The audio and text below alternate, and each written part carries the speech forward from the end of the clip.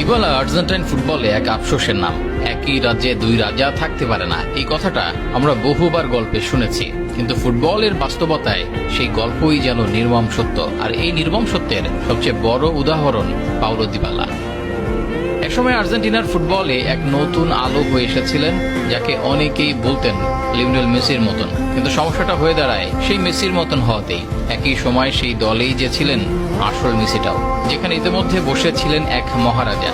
সেই জায়গায় নতুন রাজা উঠতে পারে না, যতই প্রতিভা থাক না কেন। দুজনেই বা পায়ে জাদু দেখান, দুজনের পজিশনও বলা যায় একই রকম, কিন্তু মাঠে জায়গা তো একটাই। আর সেখানেই শুরু ধীরে ধীরে দিবালা নীরব হয়ে যাওয়ার গল্প। আর্জেন্টিনার ফুটবলে দিবালা নামটা নিভে যাওয়ার গল্প।